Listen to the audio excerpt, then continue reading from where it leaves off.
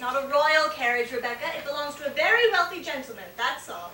It's Mr. Hancock's carriage, though sometimes they call him King Hancock. He's not really a king. Mr. Hancock. But see, it's a fine golden carriage fit for our lord and his lady. Lords and ladies indeed, Rebecca. This is America. We don't have lords and ladies here, and we don't want them. But if we did, they would ride in a carriage like this one. I would like to be a lady and ride in such a fine carriage as this. But Rebecca, we don't want lords and ladies. They just take the people's money and don't do anything. Oh, well maybe we could have a good lord and his lady, or two. Mr. Hancock, to whom that carriage belongs, is the leader of the Boston Patriots. He's a son of liberty and the president of the Provincial Congress, and I'm sure would not want to hear you say that you favor lords and ladies from Massachusetts. It's a beautiful carriage, just the same. Oh, I wonder where Mr. Hancock is and what he's doing. Oh, Mr. Hancock is probably looking at himself in front of a mirror or some such thing. Prudence, do you not think Mr. Hancock dashing? Little cousin, I think that Mr. Hancock is really a peacock. Prudence, Mr. Hancock is a gentleman held in the highest esteem. I think some deference is in order, not to mention respect. He's a man of considerable wealth and reputation. Oh, what if he comes out of the Reverend Clark's house to greet us? Prudence, how do I look? Swooning after Mr. Hancock? Ridiculous. Maybe he will come out. Maybe he will want to marry you. Rebecca, please. Mr. Hancock is practically engaged to Dorothea Quincy, who is staying with him there in that house. Anyways, I heard you were practically engaged to Dr. Prescott from Concord. And what is Dr. Prescott to you? It is none of your affair. And the good doctor's coming over for dinner tonight, is he not? Yes, he is, and that's more than you squawking geese need to know. Rebecca! Rebecca! I'm over here, Father. Rebecca, what are you up to? Nothing, Father. Hello, Uncle John. Good afternoon, Mr. Parker. Miss Lydia, Miss Prudence. She wanted to see Mr. Hancock's carriage. Now don't you girls go bothering Mr. Hancock or Mr. Adams. Jesus, who's doing that firing? Probably my father. Well, remind him for me there's a shortage of powder. Glory be! There it is! Good afternoon, Captain Parker. Ladies. Gentlemen. Begging your pardon, Captain Parker, but it's just that I never seen such a carriage. It's something, all right. Aye, it's quite an honor to have Mr. John Hancock and Mr. Samuel Adams staying with us in Lexington. It's a responsibility. And a little decorum is in order, girls. What are we all doing loitering about the Reverend Clark's house as if our guest were some spectacle to behold? I'd say that carriage is plenty of spectacle. Is that old Jonas doing that firing? It is. We stopped by to bring him to see Mr. Hancock's carriage, but he just mumbled something about luxury, love and idolatry, and fired his musket off at an imaginary legion of redcoats. At this rate, if we ever do have to fight them, we'll have nothing left but imaginary powder.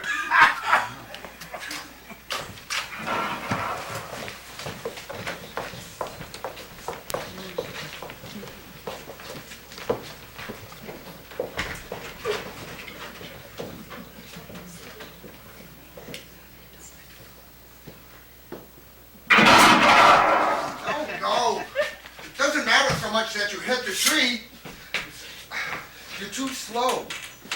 It should be more regular. Oh, give me that. It's proper that you hit your target, but rapid loading and firing is essential. That's all the redcoats do. They don't even bother to aim. We'll do both. We'll hit our target, then quickly reload. If you've been watching, leave some load and your flint where you can get at it. See? Easy, regular motions. We are attacked by an army of trees. We will be well defended. This is serious business, daughter. And where have you been? Your mother's been looking all over for you. Little cousin Rebecca made us stop and view Mr. Hancock's carriage. Looking about the Reverend Clark's house, have we? Father, we weren't. Now, what would the Reverend think if he saw you looking about his house? He would think you a queer girl. And you know his son has an eye for you. Now don't go and ruin everything. An eye for me. Thomas Clark couldn't hold the eye of a lady, except maybe if he was frozen in terror. Modesty is a virtue, daughter, when you might learn from Thomas. We've already discussed this, Father. It'll have nothing to do with Thomas Clark. If you aren't the most impudent girl I have ever met, I would surely never talk to my father the way you talk to me. I'm sorry, Father. I just don't care for Mr. Clark. Thomas is a nice boy, and his father is a man of wisdom and virtue. Although a little weak on some theological points, in my opinion, but good heavens, daughter. Your children could go to Harvard. Your sons could enter the ministry. Please, Father, I'm not married to Thomas You Clark. do what I say. I am your father. Now go in and help your mother. And stay away from any strangers from Woburn. Sylvanus is not a stranger. Well then, stay away from anybody with a name like a forest. What is it, Sylvanus? Sylvanus Wood? Remember, daughter, around here we shoot trees. Pity that. Father, Uncle John said not to waste powder.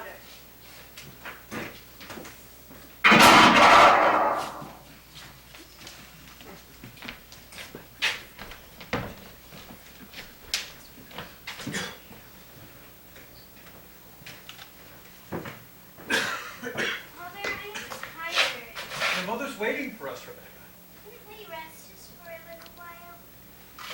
Why is it always the big girl who wants to come into the village with me, but the little girl that I must carry home?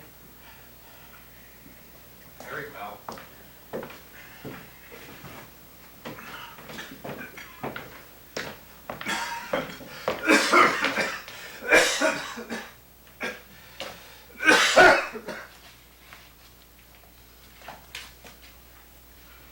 I was glad to see Mr. Hancock's fine carriage today, all the same.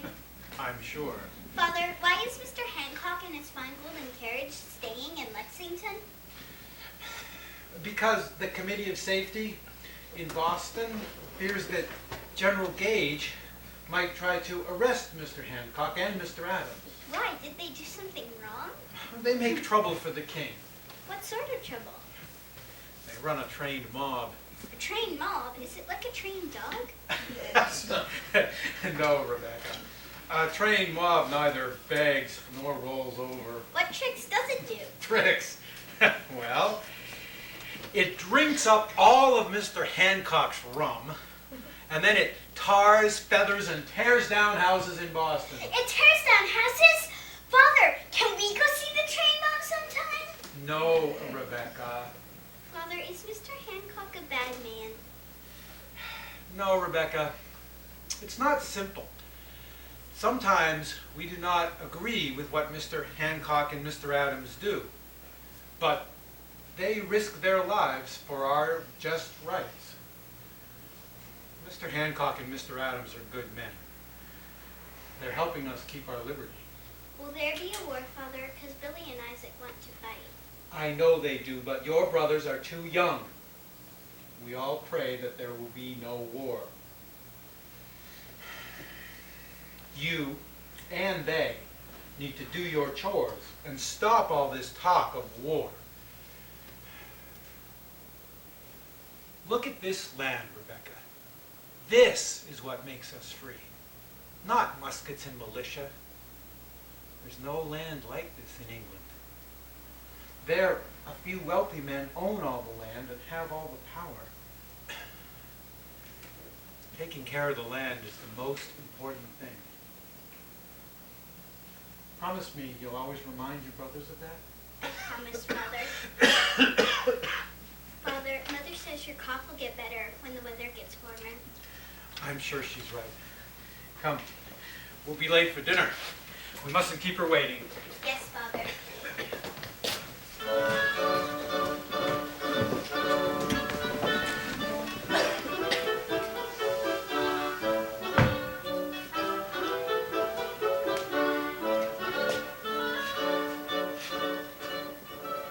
Another perfect evening of exquisite food and enchanting company. I am sorry to see it end. No, Dr. Prescott, you are such a flatterer. Lydia, would you excuse us, please? I would like a brief word with your charming doctor. I guess I will say good night then. Good night, Miss Mulligan. Until we meet again. Until then. Dr. Prescott, I want you to know that I cannot help but be delighted that you have asked Lydia for her hand. I know my late husband would have been very pleased to have you in the family, sir. Times are changing so quickly. Men of character and virtue seem to grow fewer and fewer in this corrupt age of ours. But you, sir, strike me as a gentleman of the truest sort. Thank you, Dr. Prescott. Thank you, madam. Good night, then. Good night, Mrs. Mulligan.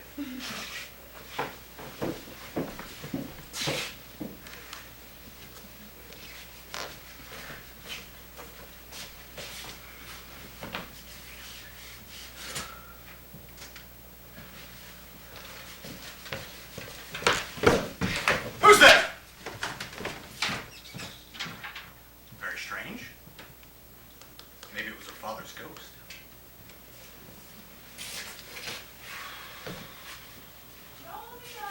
No, Miss Mulligan, just your doctor come to call. No, I do feel faint. Come, I want to examine you.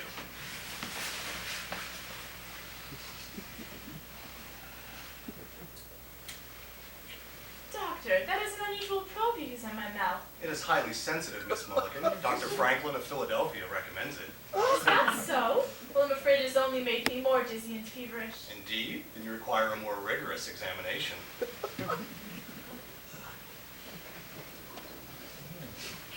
Doctor, I believe your treatment may prove quite efficacious, but we must get away from my mother's house. Indeed, the night air is full of dews and damps that upset the humors and confound the senses. Shall we go to my Lexington office? Your Lexington office?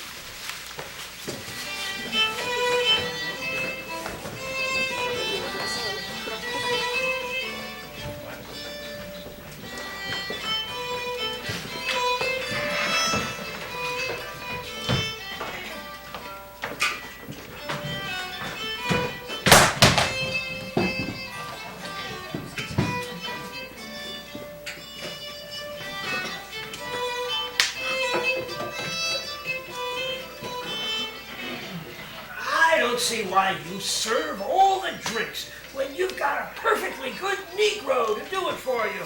Why don't you sit down and join us, Robert?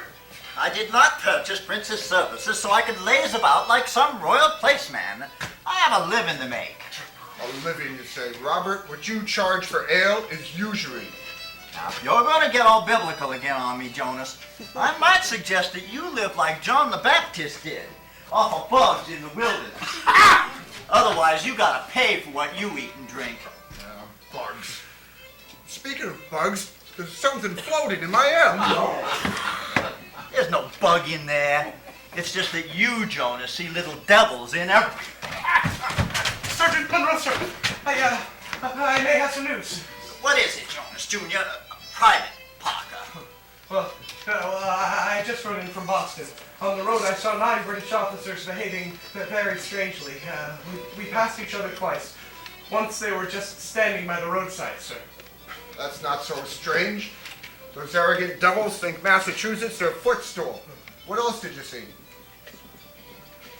Well, think, son, think! Well, I don't know if it's important or not, but they were wearing greatcoats. Greatcoats? It's too warm today for greatcoats. I'd guess that they were carrying arms under those greatcoats. They're not supposed to be about arms. Just the sort of party that they'd send out to arrest Adams and Hancock. One more thing, sir. There's a stranger outside under the big oak tree. What? Prince, fetch my musket. We'll go have a look. I'll show you. Be careful, I'll be right behind you.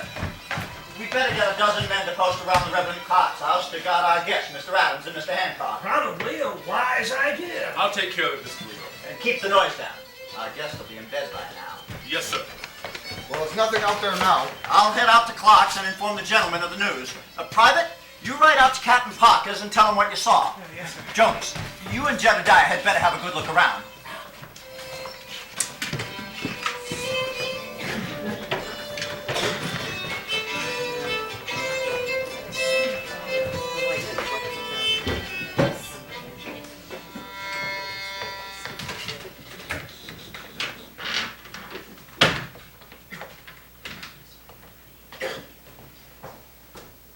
Let them come.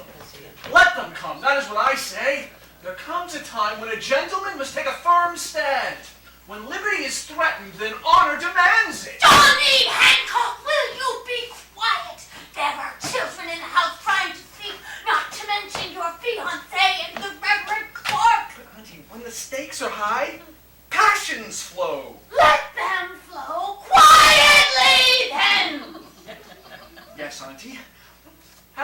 sword. No, I have not. Good night, Johnny. Good night, Mr. Adams. Good night, madam. Oh. I wonder if one of the children has my sword. Have they no sense of respect? Yes, what is it? Begging your pardon, Mr. Hancock, Mr. Adams. That's quite all right. What is the news? Well, Mr. Adams, 9 British officers with arms were seen on the road today between here and Boston. And you think their mission may be to arrest us? It is certainly a possibility, sir. Oh, God, I must find my sword. I've sent word to Captain Parker, and I've taken the precaution of posting guards around the house. Sounds prudent, Sergeant. They may also be planning a march to seize our supplies in Concord. Yes, sir. I'll send out riders to watch the road and see if they cannot find those British officers. For heaven's sake, it's the middle of the night. By all means, carry on, Sergeant. Oh, Mr. Hancock. Johnny, will you go to bed?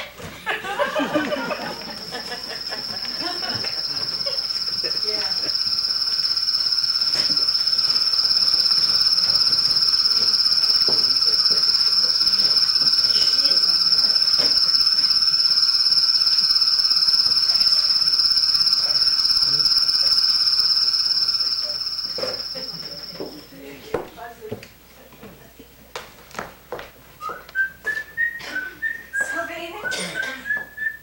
Sylvanus, that must be you. Sylvanus. Prudence. Or should I say my Diana? Let me look upon my bold queen in the moonlight, a beautiful huntress on a beautiful night. My charming Sylvanus. Oh, what's going on? Guess I don't have to wait for the other one to drop. Lydia! Such a disheveled pair! Methinks there is much debauchery here. Do not chastise us, sir, for it is us who interrupted your scandalous behavior, which was leading heaven knows where. Indeed, it is a good thing we were here. And that's Dr. Prescott, I presume. Why, Doctor, what would the good people of Concord say? I imagine some of the ladies there would benefit from similar medical attention. I think not. Who is this highwayman who questions the motives of Concord's good doctor?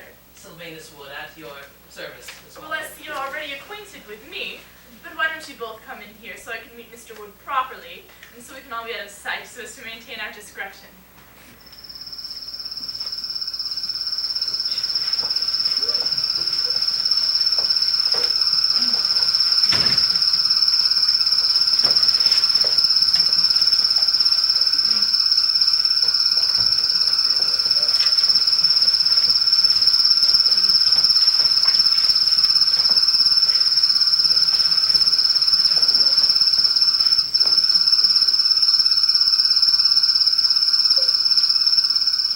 What a night.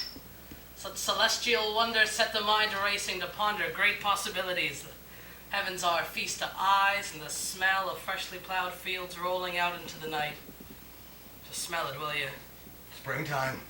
Yes, spring, it does the heart good. It's a time of hope, of new and better things. Makes the blood run, eh, Doctor? It's early this year. Yes, yes it is. Doctor, a libation. Yes, thank you.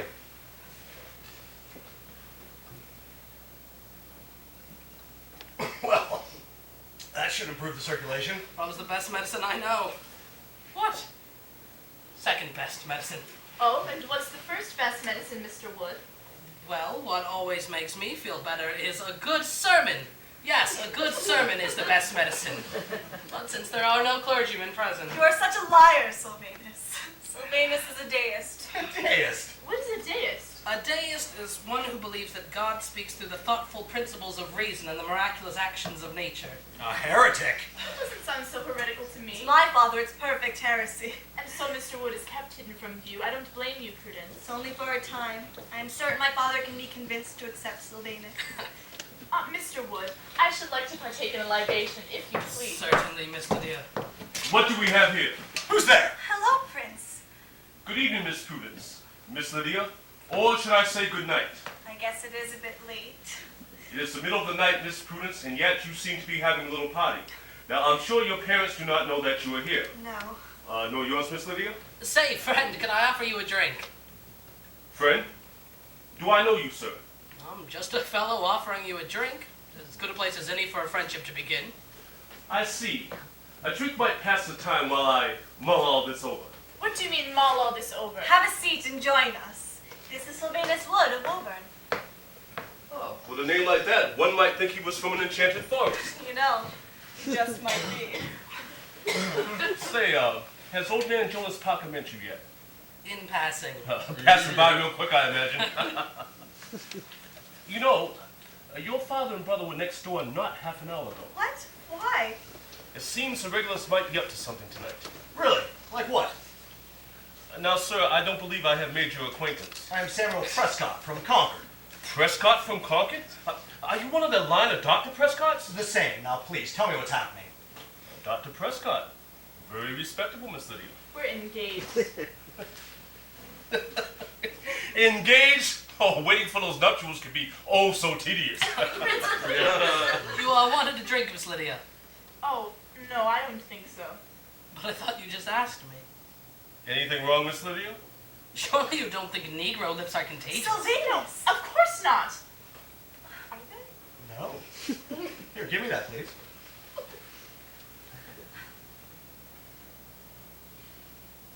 Really, I'd like to know the news about the regulars. 9 regulars came riding through here about not half an hour ago.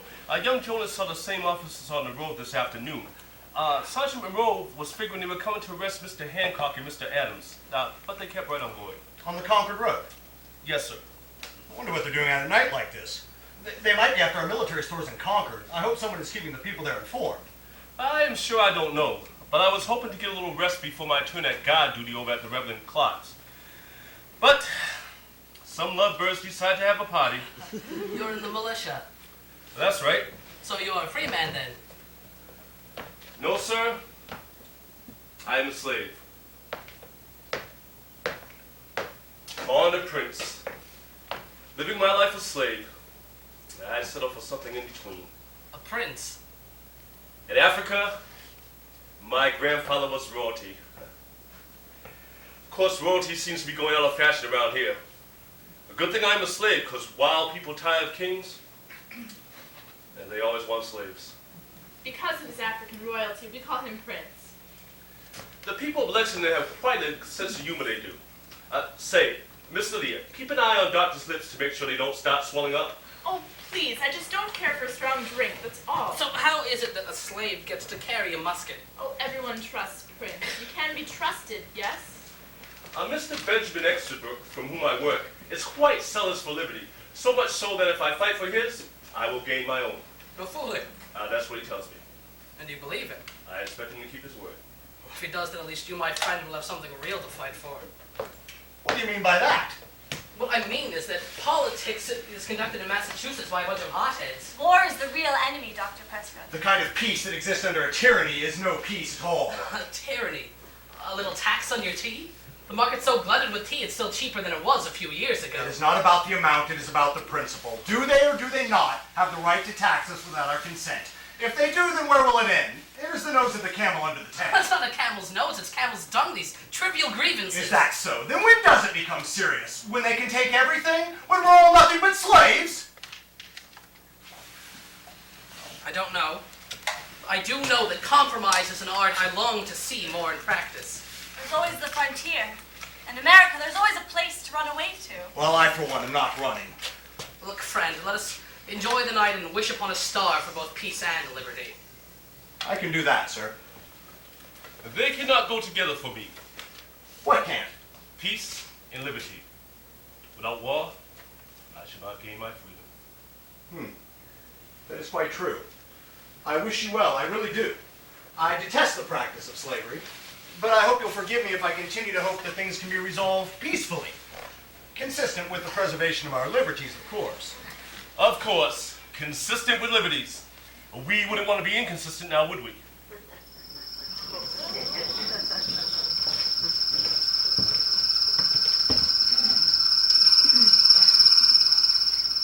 To arms! The regulars are coming out! To arms! The regulars are coming out! Awake! Sound the alarm! The regulars are out! What's your business here? I need to see Mr. Hancock and Mr. Adams. That is not possible. I am Paul Revere. And? And it's urgent. urgent. The family has retired for the night, and they've requested that they not be disturbed by any noise about the house. Noise? There'll be noise enough before long. The regulars are coming out. What did you say your name was? Revere. Paul Revere. All right, then.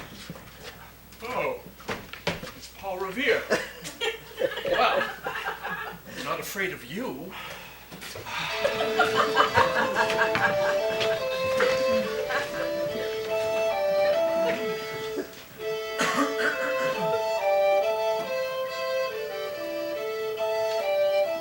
And so Sergeant Monroe thinks they may be on their way to arrest Mr. Hancock and Mr. Adams. Sergeant Monroe may be right. Have him issue 3 rations of powder to each man. And did he send messengers to the outlying farms? Yes, sir, Captain Parker. Good. Tell him I'll be there as soon as I can. Be careful on the road. Yes, sir. Will there be a workroom, Father? Shh, don't wake your brothers and sisters. What did Jonas want? He was just bringing me a message, is all. What kind of a message? Rebecca, you know we might have trouble with the red coat. He'll be all right, won't it, Father? Everything will work out for the best as long as we all do our duty. Say your prayers, do your chores, learn your letters, and listen to your mother, Rebecca. You'll always be here with us, won't you, Father? Rebecca. Rebecca, be a good girl. Go back to bed.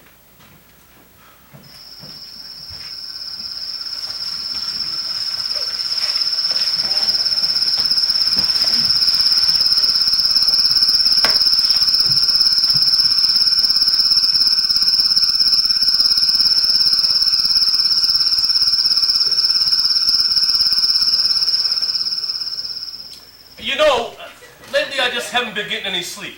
And where exactly do you sleep? Well, I used to sleep in a room right below here. But I don't sleep there anymore. No, ma'am. I can't sleep with young ladies and gentlemen romping through Cupid's garden above my head. I'll have you know, Mr. Prince, that this is my Lexington doctor's office. You see, I'm a doctor, so everything is done strictly according to the Hippocratic Oath. She was getting a treatment. Better than a set of leeches, I'd say. Don't help me. I'll have that drink now. Here's to your free spirits, Miss Lydia. You gentlemen, like most gentlemen, are hypocrites. How so, my queen? We're just having a little fun is all. Nothing makes you more unhappy than when your wives and daughters show the least independence. But you seem quite delighted right now by our free spirits. Please, my bull Diana. Why do you call her that, Diana? Because she is Diana the Huntress, queen of the forest. You ever see her with a fowling piece? She can shoot the bill off a duck at 100 yards. Her father taught her that, but she should not confuse my views of the fair sex with his. You are different, which is why I love you, Sylvanus. But if you are a lawmaker, I wonder if you would remember the ladies. Remember them, I can't take my eyes off them. Look at me! The ladies, Sylvanus, you're all ready to fight for liberty. Will there ever be as much liberty for the fair sex as there is for you gentlemen? Do women not also have the capacity for reason? It would seem that someone neglected to liberate you, Miss Prudence. I guess so. It is at least reasonable that a woman should have the right to marry for love. Oh, at least. And my father won't stand in my way. Over his own dead body, you won't. As long as we're being forward here, I know your father. He'll never consent. What are you thinking, Prudy? I have my own little rebellion underway. That's all. Well, I think it's easier to confront the weight of the entire British Empire than it is the stubbornness of your father. Here's to rebellion! You know, I always wanted to drink to that. Lydia, sometimes a lady has to take a stand. Uh-oh, trouble. It's an alarm. Something's happened tonight. I have to go. You've got to get me home. Every man in the village will be on the streets heading to muster. Yes, right away, but I've got to know what the intelligence is. I'm going to head back to Concord and make sure they know what's happening. First, I need to know myself.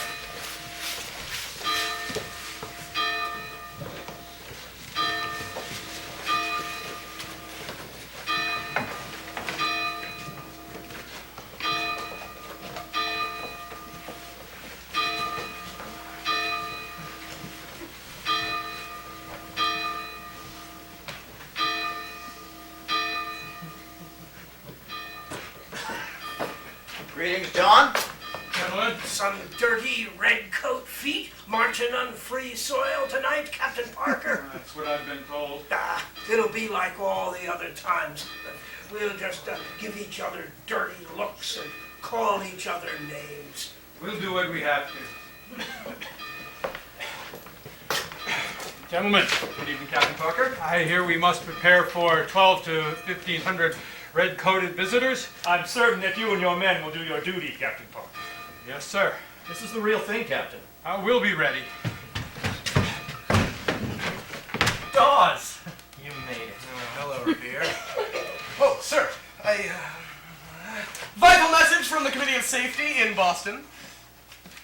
Well, what's a copy of the other letter Mr. Revere brought from Dr. Warren? Dawes, we must press on to Concord. And you, gentlemen, must be evacuated. I don't know as if I'm ready to leave the scene of the action. Obviously, the more time we have, the more units we can assemble, the better chance we have of matching the British force. Quite right. The militia units of all the various towns must join forces. Which is why we must not linger, Dawes. We must press on to Concord to make sure the supplies there are concealed and to further spread the alarm. Do you have any orders for me, sir? You seem to have things well in hand, Captain. When do you expect your militia to assemble? It will take 30 to 45 minutes for the men from the outlying farms to arrive. If the British are found on the road before that, we'll muster immediately with whatever we have. I see. May we inspect your militia when they do muster? Certainly, Mr. Adams.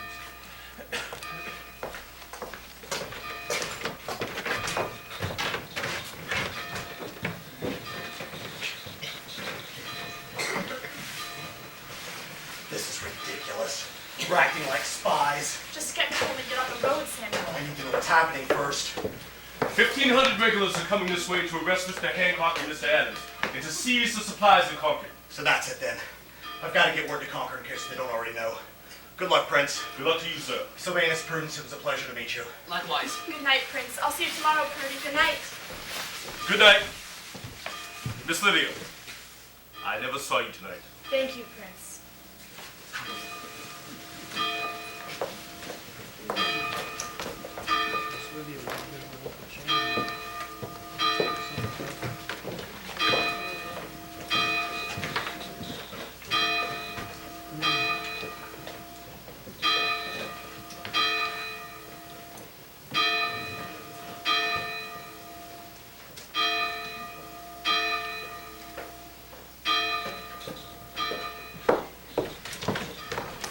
Prudence! In the name of heaven. No, don't touch her! Oh, wait, Sylvanus, just get out of here. You stay away from my daughter. Do you understand I me? won't let him hurt you, Prudence. He won't, but you must go. Just go, Sylvanus. Devil take you, you vile piker. No! I'll never let you go, Prudence. Prudence, my precious Prudence. Touch me. Don't you touch me. Why do you dishonor me so, I will daughter? marry Sylvanus. Not! I carry his child.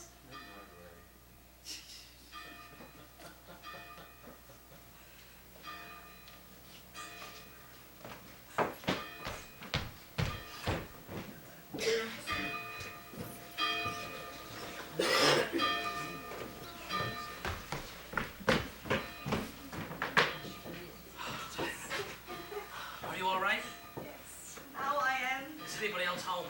Oh, they're all running around mad. Sylvanus, let's just get out of here.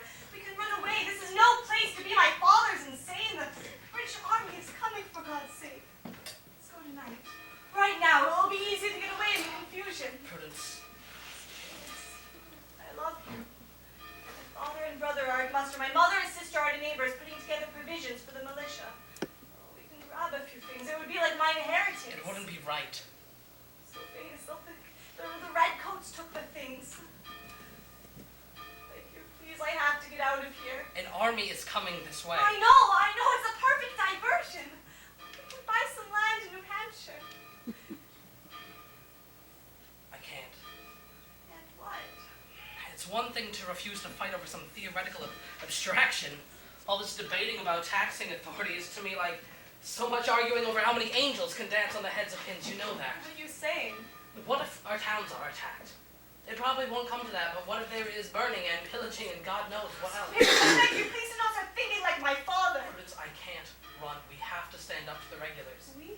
We have the perfect chance to get away, and you want to fight? We have to show them that we will defend our liberties if pushed too far. You do sound just like my father. Meg, what is wrong with you? You're all the same, just foolish little boy. Try to understand. I understand.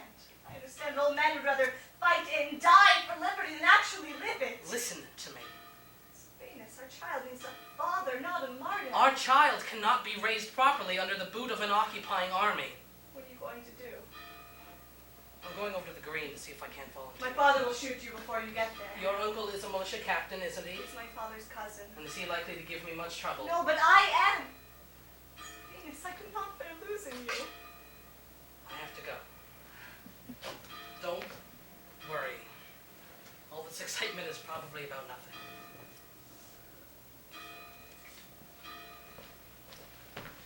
Venus.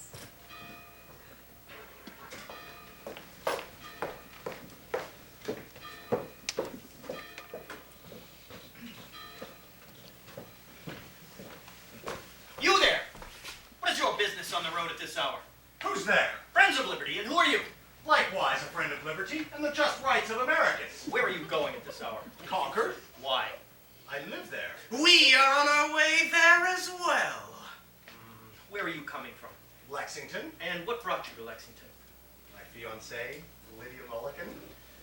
You're heading home rather late. If you saw Lydia, you would tarry as well. Oh, yes, and she is a beauty, is she? Aphrodite blushes with envy. Good man, good man.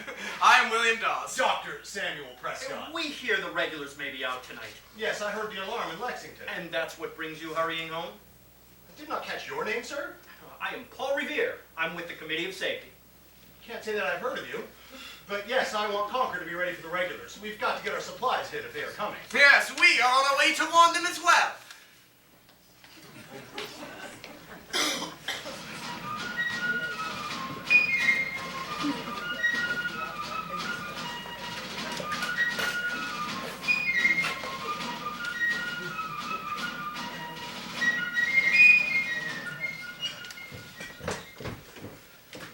Excuse me, sir. Yes? I'm Sylvanus Wood. I live in Woburn. I heard your alarm. I wanted to volunteer with your company. I don't see why not. I'll need a musket, sir. Do you know how to use one? Yes, sir. Oh, very well. Go in the meeting house. Ask for Sergeant Monroe.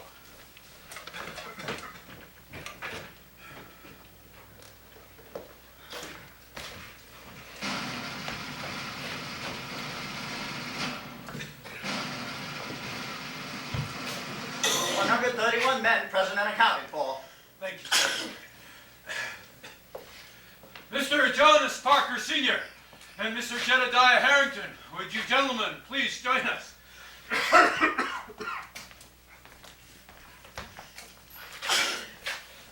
Gentlemen, you've heard the news. As many as 1,500 regulars are out and on their way to Concord to raid our supplies there. They may also be after Mr. Hancock and Mr. Adams. If so, they must certainly come through Lexington. Well, they'll come right up that road. Obviously, we should stay out of their way. We're not running, at least I'm not. Our duty is to protect this town. Common sense demands that we not risk confronting a force so much larger than our own. Agreed. It's well known that the regulars won't fire on us. That's their orders. Been their orders, till now anyway. I think that the logical thing is to keep our distance and stay out of their way. We can observe the roads from one of several wooded and hilly places. And that way we'd be free to join up with other militia units. Yes, to confront them, our force must be more formidable. I can't argue with that. What are the orders of the Committee of Safety in a situation like this? I don't know. I have no specific instructions. Maybe you can get some right over there. Well, that's convenient. We have the leadership of Massachusetts before our eyes.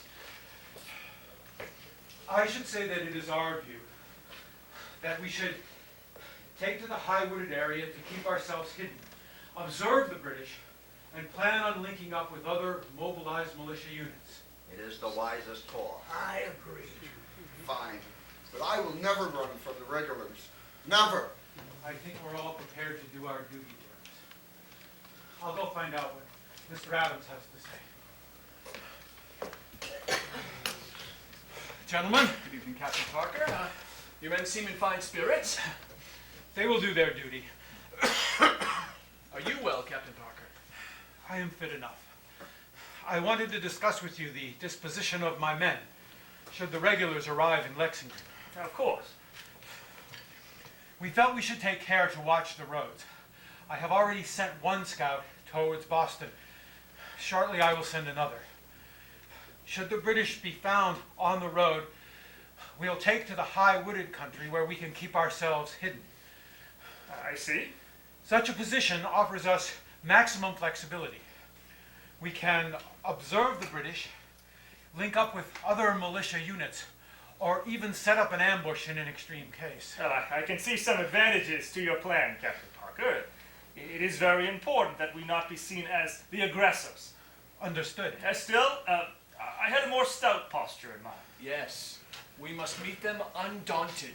Now, if the British army is to march through Lexington, they will come up the Boston Road there, and follow along the road that borders this side of the green to the Concord Road over there. If you and your men were to form up on the opposite side of the green, in that corner there, then you would not block the passage of the British regulars through Concord. It would be a manly stand. It would reflect well upon us as citizen soldiers, determined to defend our homes and liberties. With all due respect, sir, that is all well and good, unless we are called upon to actually defend ourselves.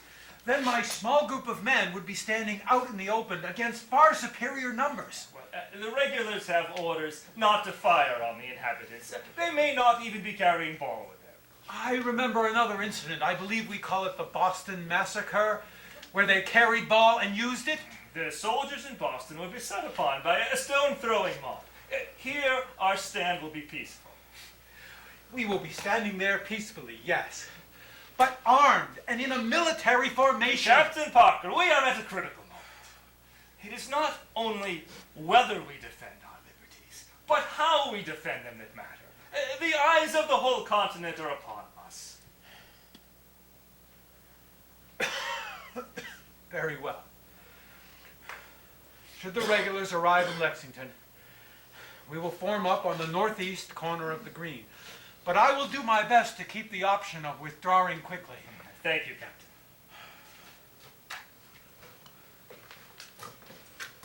Gentlemen, should the regulars arrive in Lexington, we'll form up on the northeast corner of the green. That's what Mr. Hancock said.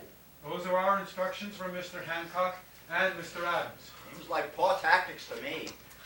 There's more to this than military tactics. I don't like it. It leaves us vulnerable. Most of us standing here have fought shoulder to shoulder with the British Army. We've been brothers in arms. We are one nation, one people. I don't believe they would ever fire on us so long as we let them be. We will just stand there and expect them to march right on past us. Yes. My experience teaches me the importance of planning. This is no plan, it's a hope. What would you have me do, Robert? I don't know. We have pledged to follow the Committee of Safety, and that is what we will do. We could protest. To what end? Either we are willing to follow them or we are not. Who here is not willing? I'm an old soldier, John. I will follow orders. Samuel Adams asked me, I'd stand alone against the whole British Army. I have no doubt, Jonas. Robert, find me a couple of scouts to head on down the Boston Road. Have them split where the road splits. We need to find out where that column is, or whether it's there at all. Yes, sir. Perhaps Captain Parker is right. He must think of his men, of course. If something should go wrong... The greatest thing that could go wrong is that we lose this moment to save our liberties. Blows must not be put off until such a time that we have lost our will to fight. It is a hard fact that sometimes the liberty tree must be watered by the blood of patriots.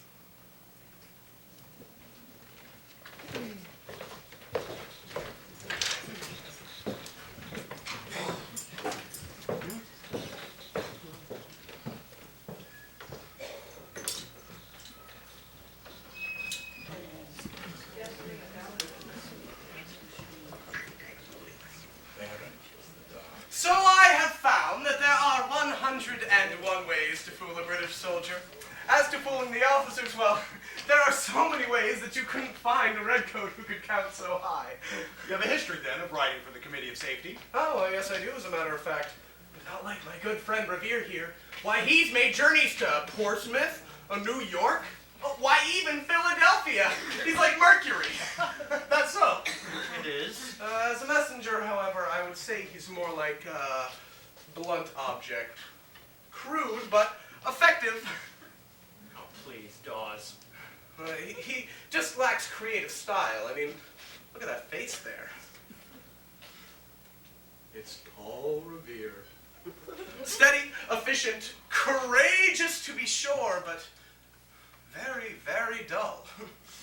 My God, Dawes, you will wear the good doctor's ears out. Oh, and a little bit touchy, too. Me, I approach the messenger business with a little more flair. For example, once I was requested to get a note past the guard at Boston Neck. So what did I do? Well, I noticed this one officer marching up and down through the guard post. So I follow him. I stumble all around Boston, pretending to be a drunk. And begging for money for a drink. And so this officer, he marches right back through the guard post, and there I am, stumbling along right behind him, past the guard. Brilliant, no? John Locke, Isaac Newton, and Leonardo da Vinci all rolled into one. You're just jealous because you have no style, Revere. Since you like to talk so much, why don't you go warn the people of that house what's about? I'll do that. I know the family. I'll come with you. Come along.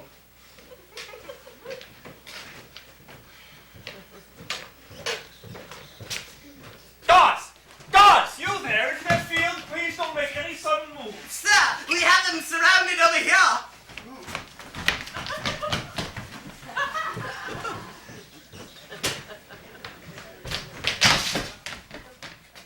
Who do we have here? My name is Revere. What? Paul Revere? Yes! Afraid the others got away. Do you know who this is? No, should I have heard of him? I should hope so.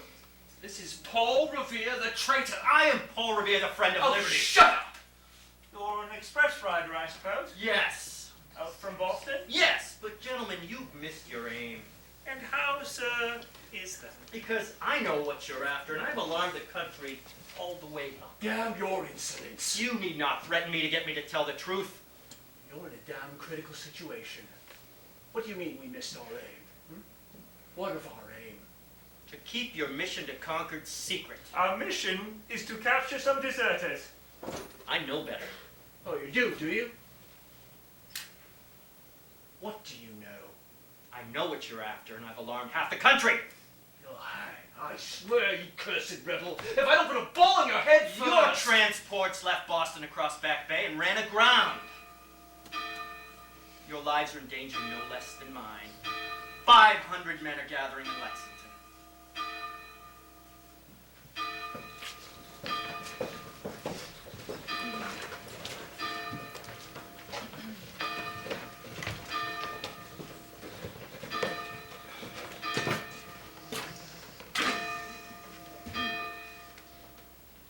Any word? None of the scouts have returned. Quite like waiting for a war. From what you say, you're already fighting one. The most lethal redcoat has nothing to teach that old man.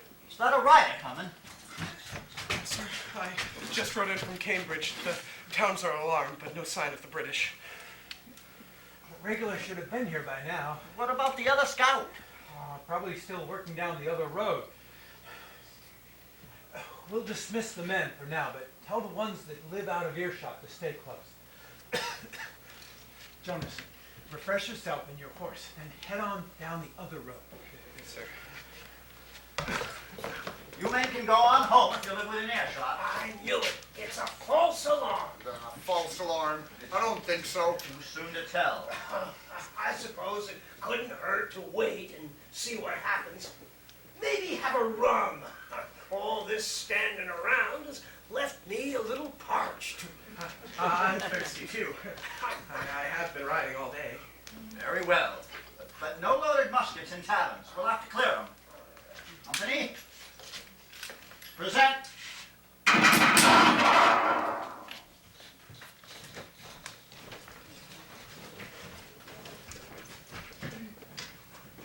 What in the hell was that? In God's name, tell me, Rivera. So help me, I will blow your head off! It's a signal to alarm the country. The church bells have been ringing. You are all dead men. Shut up! It is you who will hang for treason! Or I will just end your miserable, treasonous life right now. Do you understand?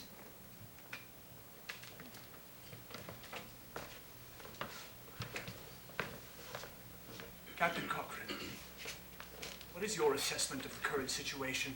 The countryside is clearly in a state of alarm. I see no further point in intercepting any more traffic along this road. Clearly. We must inform Colonel Smith of the rising of these militia. I agree, Major. It won't do to try to get the prisoners past the large body of men gathering in Lexington. Release Revere and all the other traitors we captured on this damn road. Let them go.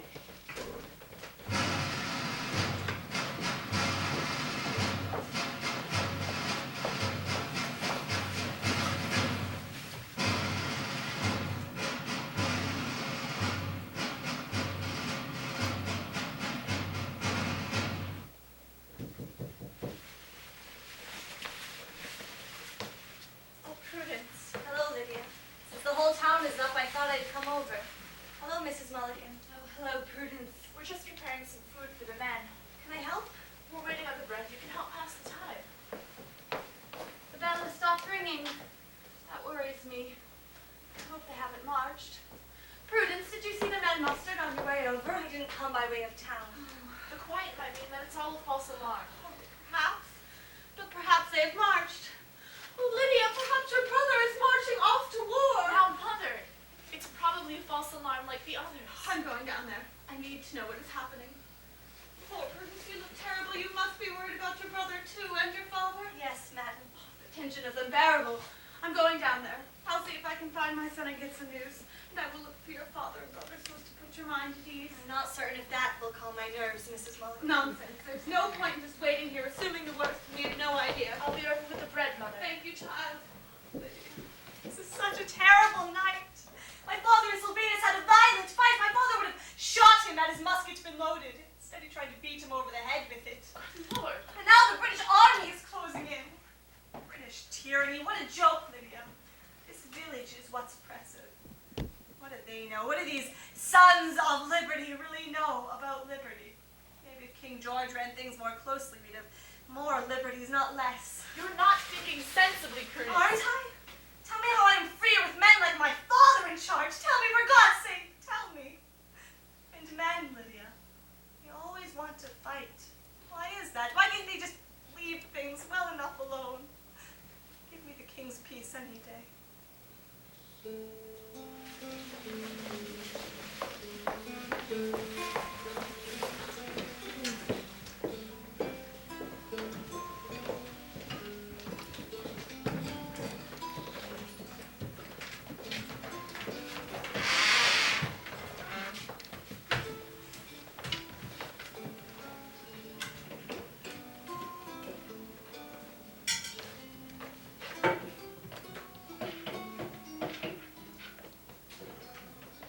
That's it, Jonas. Come over here by the fire. You always did like to be reminded of fire and brimstone. Now is a good time for every man to make peace with his maker. He'll be held to pay a plenty in a couple hours. You seem awful sure, Jonas. Doesn't seem like the regulars are even out. And if they are, it wouldn't surprise me if they weren't even carrying ball. They're carrying ball, all right. Pray they are not out, and that they are not carrying ball, and that they will not fire, because if they march through here, we'll be standing out there begging for it. I can't believe it'll ever come to war. We've always found common ground with our mother country in the past. No, Jedediah. In the past, we've always struggled with the mother country. She's always been a corrupt old whore. The crown has claimed us as its servants. Sometimes she pressed its claims, sometimes not. But this fight's been brewing ever since our ancestors first set foot on these shores. And don't think for a minute otherwise.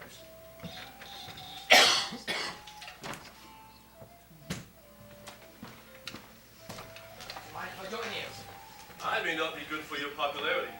No one has ever suggested that I run for selectman around here. You're select enough for me. Anybody know anything about that fellow? Never saw him before tonight. Looks like he prefers the company of the Negroes. Just showed up from Woburn. Let's find out who he is. You there, stranger. Come over here. Come over with some older men for a while. Yes, sir. So how is it that you know Prince? Through a mutual acquaintance, sir. And who might that be? I don't recall. Is that Negro your only friend here? He is my friend. So you are mustering with us? Yes, sir. What's your name? Sylvanus Wood. And you are from Woburn? Yes, sir. How is it that a Woburn man musters with us and not the Woburn company? Well, I live on the Lexington side of town. The Lexington side of Woburn, that is. And I heard your alarm. Is the Woburn company not alarmed? Oh, it is. I'm certain it is. I'm sure of it, sir. Then why didn't you muster with them? Well, I thought the British might head out to Concord, where our supplies are. So I headed out to observe Concord Road. I wanted to be ready. Ready? Are you ready to die? Are you ready to give your last breath and die for our liberty? Because that's the only kind of man we want here. I am ready to resist an invading army. Are you a splitter and a cutter? A man of half measures or half a man? Are you the kind that hold nothing dear but compromise? Do you compromise everything sacred? Honor, liberty, family? The Almighty God Himself? What kind of man are you? What kind of man, I ask you? What of this generation? Are you worthy of your ancestors who built godly homes in the wilderness? Who thought nothing of giving up their lives to brutal winters and ruthless savages who gave no quarter? They were people who gave everything in a holy cause, who humbled themselves before the great Jehovah, who loved each other and honored their fathers.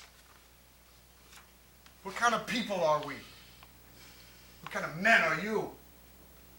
Hold fast to that which is true. I beg you.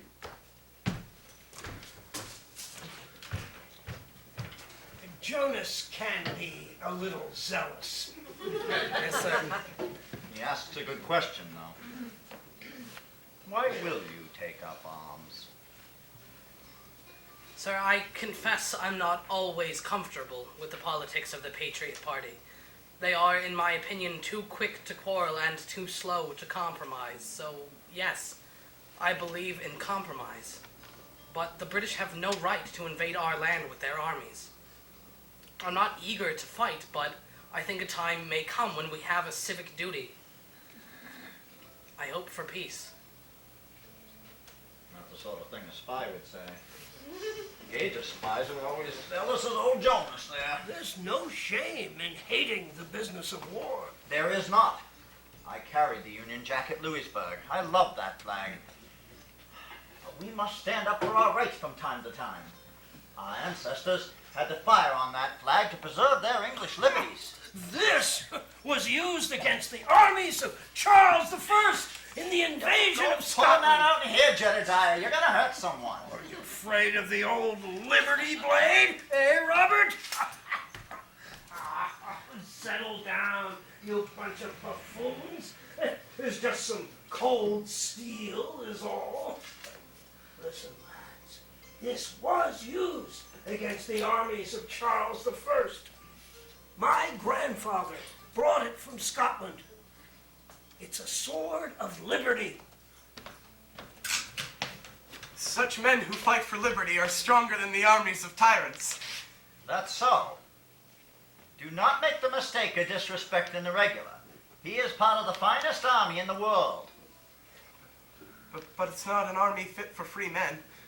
At least that's what my father says. The recruits they scrape off the streets of London have not the hearts of New England men. The officers rule over the soldiers like masters do to slaves. The discipline of the lash is all they know. Is that not so? Aye, it's true. We saw enough of that cruelty in the last war. On the open battlefield, the British Army is a killing machine.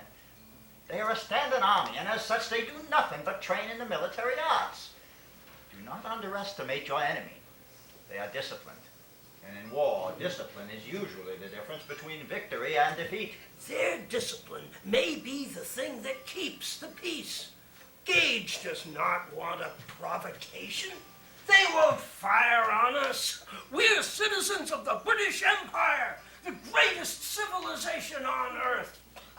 They're probably not even carrying ball. Probably not even coming this way. That's right! It all looks like a false alarm.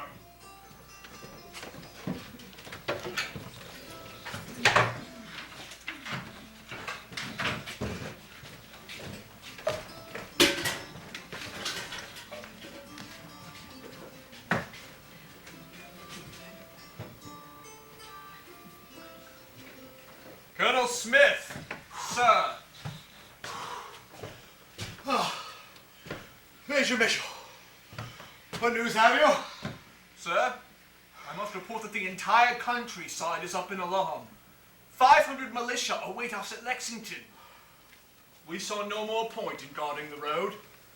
Yes, I see. That is unfortunate. We have heard similar reports. Look alive, gentlemen. Let us proceed, Major. Was that fired at us? It could have been a signal gun. Perhaps. But we shall not be caught off our guard. Sergeant Major, order the men to load their weapons. Rhyme in there.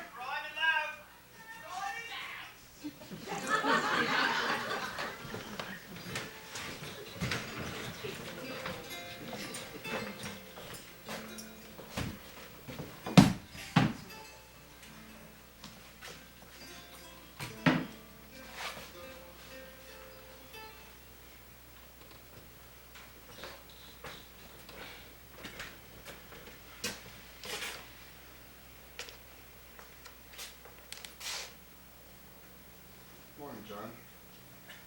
Is it morning yet? Be daylight in an hour or so. It's been a long night. Aye. Well, if I join you. Have a seat, cousin.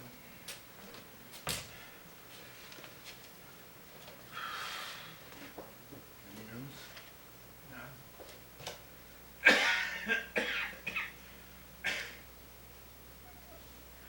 I heard you gave quite a speech at the tavern, worthy of Cromwell.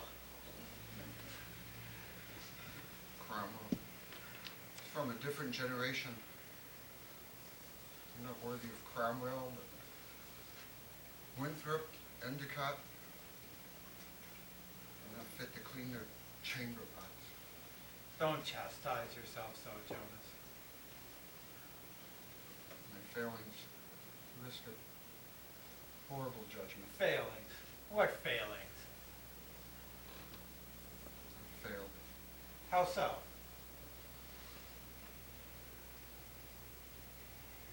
I can't say. It's between me and my maker. Well, as far as I'm concerned, Jonas, you are a rock. Not know what you say. Oh, don't I? I rely on you, Jonas. These men from the past that you admire, Cromwell and Winthrop, they were not perfect. Remember, Cromwell became a dictator. You're the steady one. It's I who rely on you. I trust you to make the right decisions, Captain Parker. It's more than I can say for most men. More than I can say for myself. You look to the past and find yourself unworthy. I look to the future and find myself unready. What tomorrow will bring, I know not. I try to prepare for what will happen, but I cannot foresee everything. I cannot prepare everyone the way they need to be prepared. I am asked to do my duty to the Committee of Safety, to the people of Lexington, to my own family. I don't think I can do it all, Jonas. Trust in God, John. You say that, but were you listening to yourself a moment ago?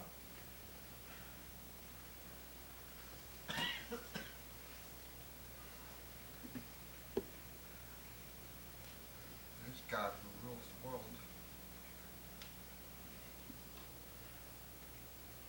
Perhaps we both need to be reminded to trust in God. Trust and accept whatever position you're put in, no matter how unpromising. That is the truth.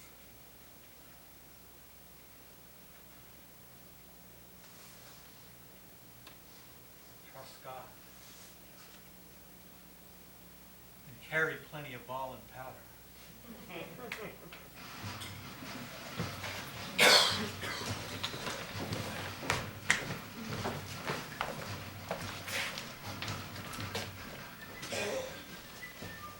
Johnny, you must leave this house for safety. We must all leave. Leave if you want to, then, but my place is with my men. What kind of catastrophe have you led us into? Oh, my dear, the whole British Army. And what do you mean your men? Yes, my men! Auntie, please get my pistols. They're upstairs.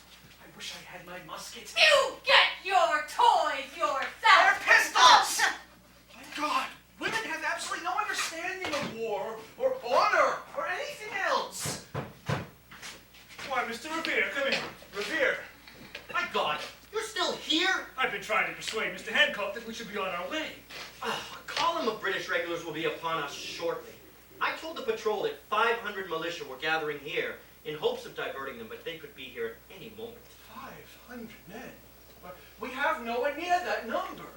I know, sir. I was trying to deter them from Lexington to buy time for your escape, so please, Mr. Hancock, do be on your way. Run? Flee? Oh, I don't think so. What could be more perfect? I'm off to meet with the men down on the green.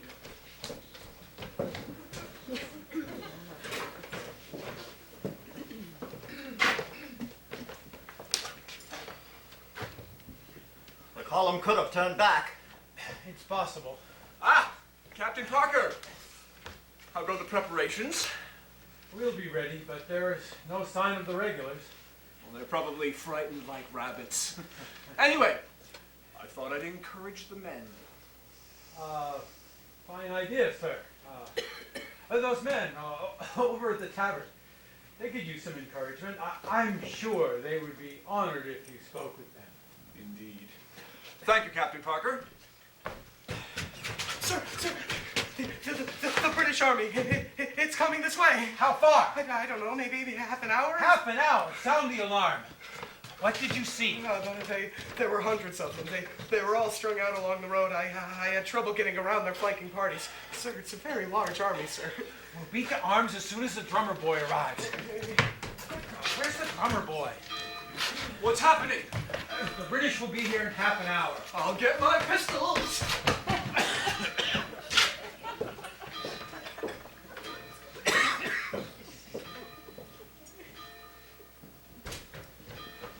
What is the news? The British Army will be here in 1/2 hour. You gentlemen must leave immediately. Abandon those men? I don't think so. Oh, for God's sakes, Johnny, will you go? I will not. Johnny, you are being difficult. I am not. Really, you must go now. John, listen, our place is in the cabinet. We are too valuable. You are too valuable. Well, very well. A wise decision. But if I had my musket with me, I would never leave those men. Come along with me, Mr. Hancock. You know, it occurs to me that my trunk is over at Buckman's. The trunk with the papers of the Provincial Congress? That's the one. enough evidence in there to hang every patriot leader in Massachusetts. Really, Mr. Adams? Must I do everything? Very well. I will fetch the trunk.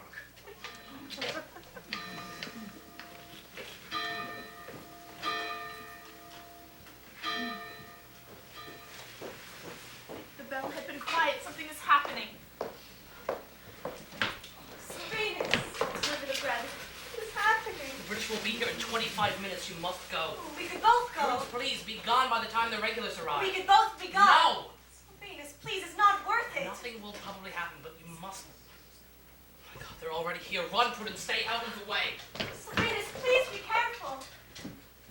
I love you.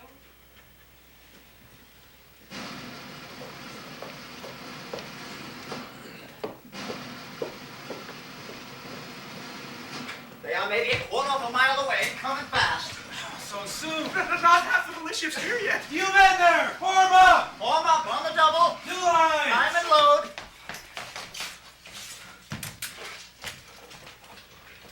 Mr. Wood! Mr. Wood. Let me take a stand by me.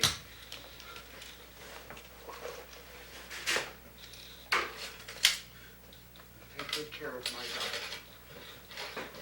No, sir. Thank you. God damn Hancock and his sword polish. And they'll keep a march on by for sure. There are so few of us here. It is surely folly for us to stand here. The first man who offers to run will be shot down. Stand your ground. Don't fire unless fired upon.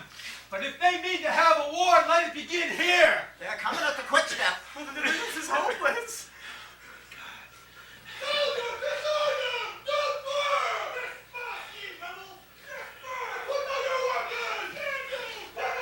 Disperse. Don't fire. Move off.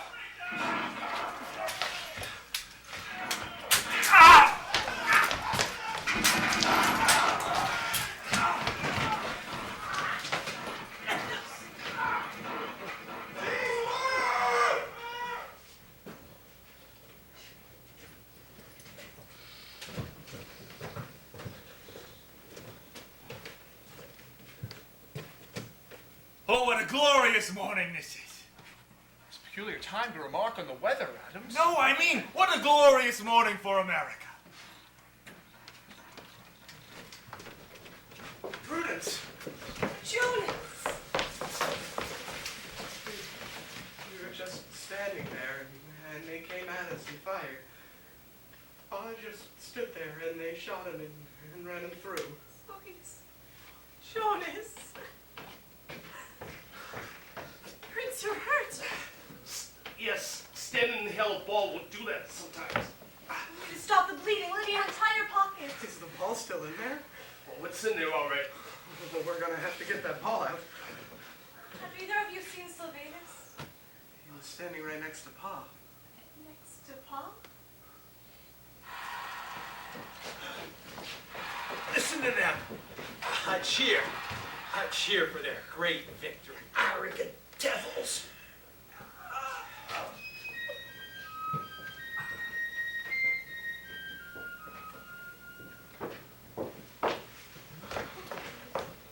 It's Pa. Lydia. Oh, Prudence. Jonas. I'm so sorry. Oh, heavens, what a day this is. He had no fear. He stood his ground and he died there. Stubborn old man. Prue, what are you doing? I don't know. What if we have to defend the house? You would want us to defend the house, wouldn't you? You'll fend off the whole British Army, will you? I don't know, Jonas. I don't know. Can't look at him anymore. I have to find Sylvanus. I'm sure he'll show up soon. What if he was wounded and crawled off somewhere? Maybe he went home. He wouldn't leave me like that. He would never leave me. I have to find him. No! Harper, Jonas. You were right. We never should have stood out in the open like that. Captain Parker, sir, we had our orders. We are New England men. We should have our say. did exactly the right thing. Did I? And how are our friends Hancock and Adams? Safely away. Good for them, then. Oh, Robert, my dear friend, in all my days, I have never seen so many tears. Sons have lost fathers, and fathers have lost sons. My own Caleb, he's... A father should never outlive his son. God be with you, Mr. Harrington. Jedediah, I am sorry. We'll set up a morgue in the meeting house. But first we must take care of the living. Ball in there? Yes, sir, I believe so. No, it's not too deep. Plenty deep enough, sir. We'll need a drink before we dig that out. Let's head over to the tavern. Look at it as the birth pain of freedom. Wait! You know I lost my son Caleb today. They shot him down in the back as he ran out of the meeting house. Yes, sir, I'm sorry, Mr. Harrington. I have no son now.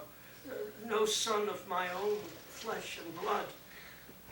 Those who stood with us this morning, they are now my sons. I make no exceptions. As far as I'm concerned, you are my family too, sealed in blood. Thank you, sir. Excuse me. I was wondering if anyone had seen Sylvanus Wood. That fellow from Woburn? Yes. Looks like him coming now. Sir, I'm prisoner, sir. Good job, Mr. Wood. Did he give you much trouble? Nothing I couldn't handle, sir. Hello, Prudence. I'm sorry about your father. His name is Liam. He's not a bad sort. I was so worried when you did not come back. I followed the British column for a while. When you captured that grenadier. To tell you the truth, he didn't put up much of a fight. He was just sitting against a tree. He's no killer. The poor fellow was pressed into service in Ireland. What a sad scene this is. Yes. This is a sad day. But the day is not yet over. And the British have a butcher's bill to pay. I do not know where this will end, but we must meet them on grounds of our own choosing. Sound the alarm. We'll beat to arms in 2 hours. Private Prince, come with me.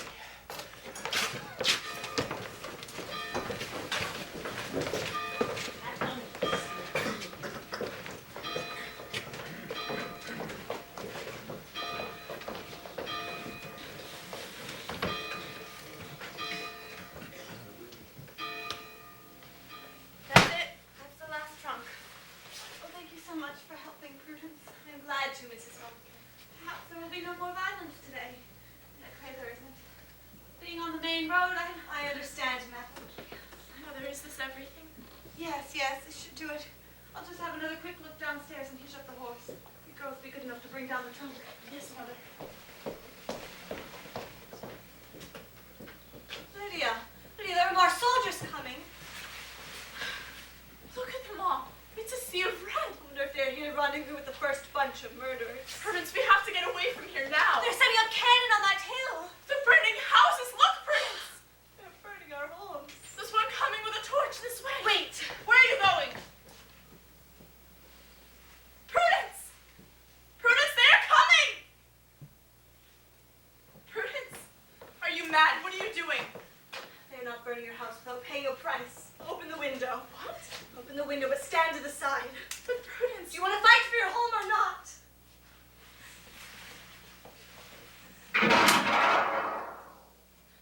the one with the torch, he's dropped it. He's clutching his chest. Prudence, you shot him. Let's go. I can't believe it. Lydia, what in heaven's name was that sound? Mother, we have to go now. Prudence shot a redcoat. She would come. There's no time.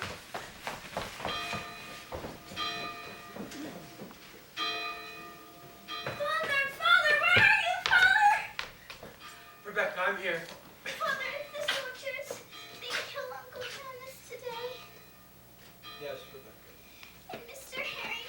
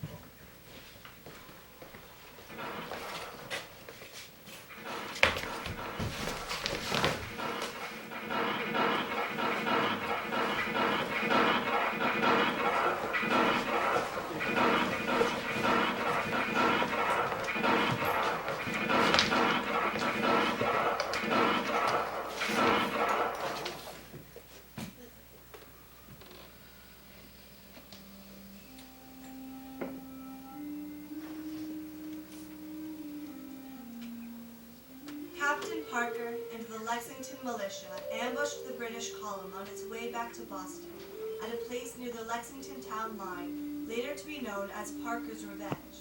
It was here that discipline in the British Expeditionary Force began to collapse.